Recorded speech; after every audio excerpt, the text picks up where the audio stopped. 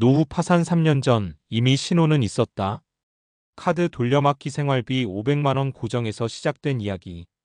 은퇴를 앞두고 있거나 이미 은퇴를 한 분들하고 이야기해보면 이런 말을 참 많이 듣습니다.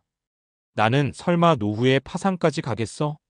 그래도 집은 있으니까 괜찮지 않겠어? 애들 다 키웠고 이제 큰돈 나갈 일은 없지. 그런데요, 노후 파산은 어느 날 갑자기 벼락처럼 떨어지는 일이 아닙니다. 대부분은 이미 3년 전, 아니 그보다 더 전부터 신호가 켜져 있었어요. 다만 그 신호를 대수롭지 않게 넘겼을 뿐이죠. 특히 은퇴 전후 시기에 가장 많이 보이는 경고등이 두 가지입니다. 첫째, 카드 돌려막기. 둘째, 월 생활비가 500만 원 이상으로 고정되어 있는데 줄일 생각을 안 하는 경우입니다. 오늘은 이 두 가지 신호를 중심으로 실제와 매우 유사한 사례 세 가지를 들어 이야기해 보겠습니다. 겁을 주려는 게 아닙니다. 오히려 나도 점검해야겠다라는 생각이 들게 하는 게 목적입니다. 1. 이번 달만 넘기자가 3년을 갉아먹는다. 김모 씨 가명는 59세, 대기업에서 퇴직을 앞두고 있었습니다. 퇴직금과 약간의 개인연금이 있었고 서울에 아파트 한 채도 있었죠. 겉으로 보면 꽤 안정적인 상황이었습니다. 문제는 생활 패턴이었습니다. 5월 고정 생활비 약 520만 원, 자동차 할부 80만 원, 자녀 지원비 100만 원, 카드값 평균 300만 원 이상. 그래도 퇴직금 나오면 정리되지 않겠어? 그렇게 생각했습니다. 하지만 퇴직 후 수입은 국민연금, 개인연금 합쳐 280만 원 정도였습니다. 생활비는 줄지 않았습니다. 오히려 시간이 많아지면서 외식, 여행, 취미 지출이 늘었습니다. 부족한 250만 원은 카드로 메웠습니다. 그리고 다음 달 카드값은 또 다른 카드로 돌려막기. 3년이 지나자 어떻게 되었을까요? 퇴직금은 대부분 생활비 보전으로 소진. 신용대출 7천만 원. 카드론까지 이용. 결국 집을 담보로 대출을 받으며 버티기 모드에 들어갔습니다. 이게 바로 첫 번째 신호입니다. 은퇴 후 소득이 확정되었는데 생활비 구조는 그대로인 상태. 부족분을 일시적이라 생각하며 카드로 메우는 패턴. 이건 일시적인 위기가 아니라 구조적 적자입니다. 2. 애들만 정리되면 괜찮아라는 착각. 두 번째 사례는 박모 씨 가명 62세입니다.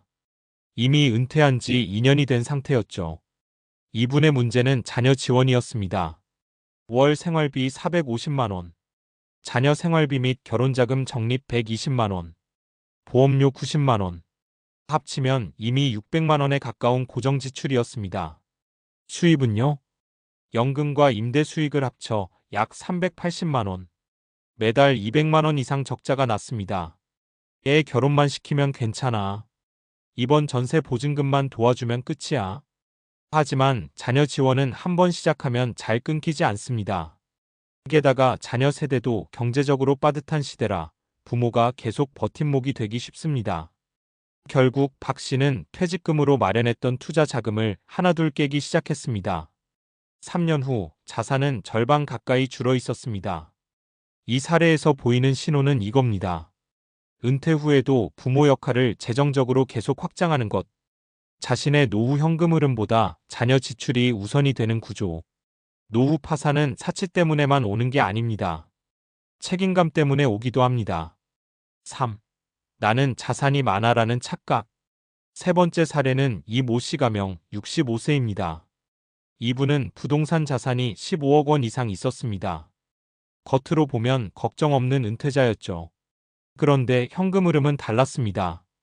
연금 220만 원, 월 생활비 500만 원 이상, 병원비, 경조사비 등 변동지출 증가. 부족분은 어떻게 메웠을까요? 처음에는 예금에서, 그 다음은 임대보증금 일부 사용, 마지막에는 부동산 담보대출. 자산은 많았지만 현금은 부족한 상태. 이걸 자산부자, 현금 빈자라고 합니다. 3년 뒤 대출 이자 부담이 커지면서 결국 급매로 부동산을 처분했습니다. 시장 상황이 좋지 않아 제값도 못 받았습니다. 이 사례의 신호는 분명합니다. 순자산이 아니라 월 현금 흐름이 핵심이다. 자산 규모가 크다고 노후가 안전한 것은 아니다. 노후 파산의 세 가지 공통 신호. 위 세 사례를 정리해보면 공통점이 보입니다. 매달 고정 지출이 500만 원 이상인데 줄일 계획이 없음. 적자를 카드 대출로 메움. 곧 해결된다는 낙관에 의존. 특히 은퇴 후 3년이 굉장히 중요합니다. 이 시기는 퇴직금이 아직 남아있고 심리적으로도 아직 괜찮다는 착각이 강한 시기입니다. 이때 구조를 바꾸지 않으면 5년 차부터는 체력이 급격히 떨어집니다. 경제적 체력 말입니다. 그렇다면 어떻게 해야 할까?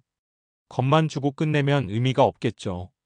현실적으로 점검해야 할 것들을 말씀드려 보겠습니다. 1. 생활비를 소득 기준으로 재설계하기. 은퇴 후 확정 소득이 300만 원이라면 생활비는 280만 300만 원 안으로 들어와야 합니다. 지금 쓰는 만큼 벌어야지가 아니라 들어오는 만큼 써야 한다로 사고를 바꿔야 합니다. 2. 카드 사용 내역을 6개월치 모아보기. 카드 돌려막기는 생각보다 빨리 습관이 됩니다. 6개월치 사용 내역을 보면 반복 패턴이 보입니다.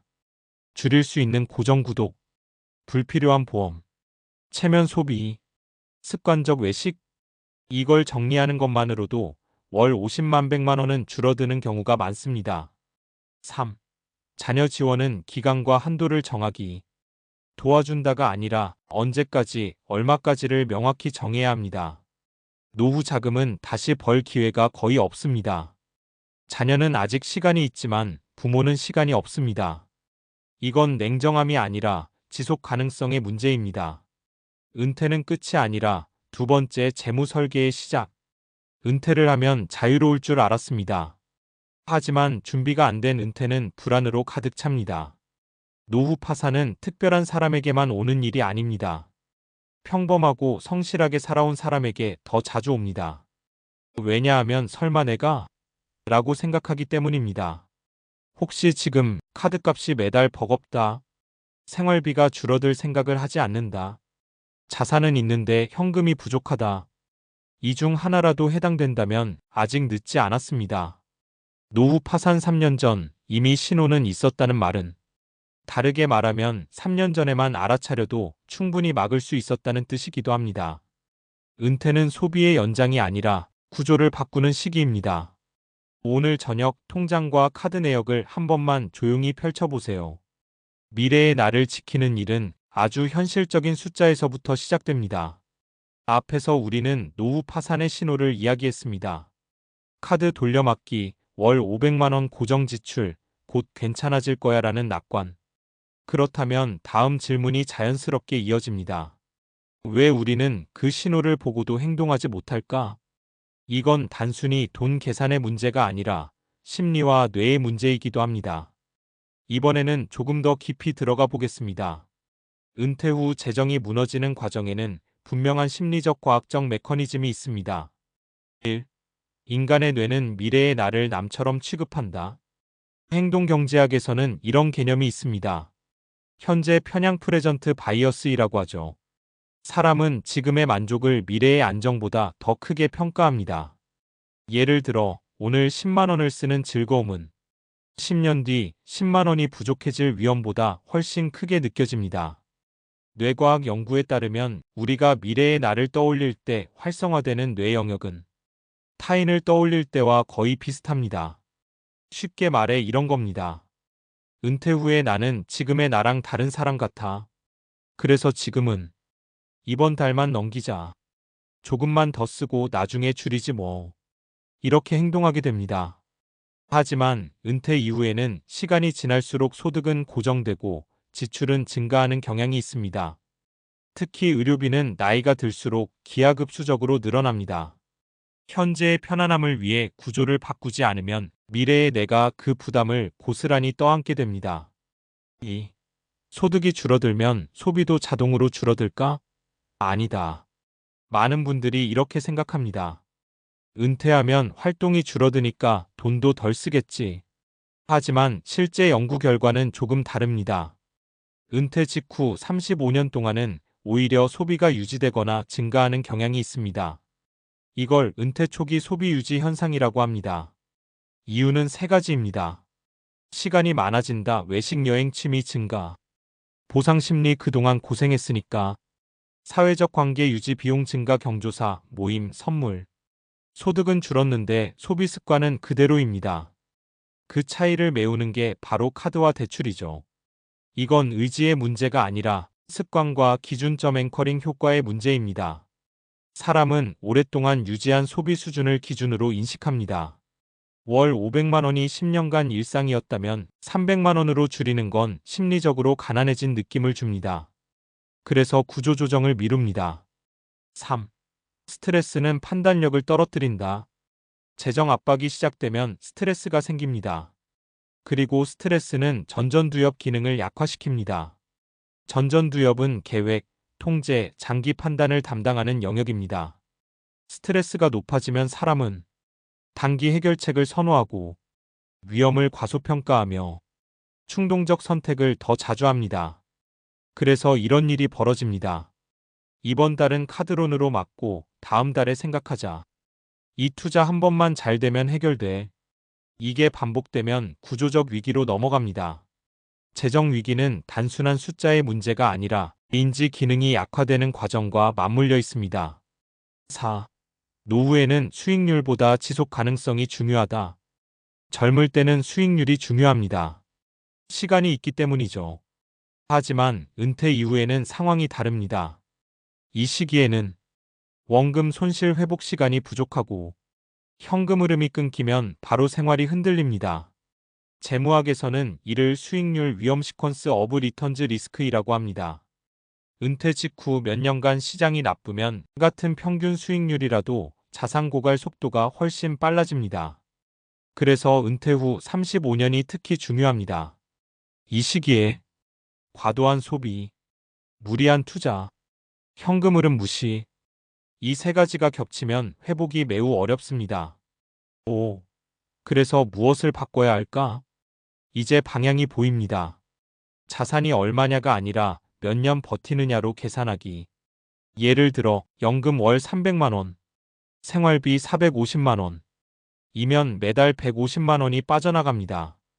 연 1,800만 원입니다. 이 상태로 10년이면 1억 8천만 원이 줄어듭니다. 이 숫자를 눈으로 계산해보면 감각이 달라집니다. 막연한 불안이 아니라 구체적인 구조가 보이기 시작합니다. 생활비를 가변형 구조로 만들기. 고정 지출이 많을수록 위기 대응이 어렵습니다. 차량 유지비, 고액보험, 과도한 통신 구독 서비스, 체면 소비, 고정비를 줄이면 심리적 안정도 함께 올라갑니다. 뇌는 통제 가능성을 느낄 때 스트레스가 줄어들기 때문입니다. 현금 흐름 3년치 안전판 만들기. 은퇴 직후 3년은 가장 위험한 구간입니다. 이 시기 생활비 일부를 안전자산으로 확보해두면 시장 변동이나 예상치 못한 지출에 흔들리지 않습니다. 이건 공격적인 전략이 아니라 생존 전략입니다. 마지막으로 가장 중요한 질문. 은퇴 준비는 결국 이런 질문으로 귀결됩니다. 나는 몇 살까지 살 가능성이 높은가? 의학 발전으로 기대 수명은 계속 늘어나고 있습니다. 60세에 은퇴하면 30년을 더 사는 경우도 흔합니다. 30년입니다. 이건 마라톤이 아니라 울트라 마라톤입니다. 속도가 아니라 지속성이 핵심입니다. 혹시 지금 생활비를 정확히 계산해 본 적이 없다. 카드 사용 내역을 정리해 본 적이 없다. 연금 외 현금 흐름을 점검해 본 적이 없다. 그렇다면 문제는 아직 시작 단계일 가능성이 큽니다. 좋은 소식은 이겁니다. 노후 파산은 갑자기 오지만 그 전조는 천천히 옵니다. 그리고 우리는 지금 그 전조를 알고 있습니다. 이 글을 읽는 오늘이 당신에게는 3년 전일 수도 있습니다. 바꾸기에는 아직 충분한 시간입니다.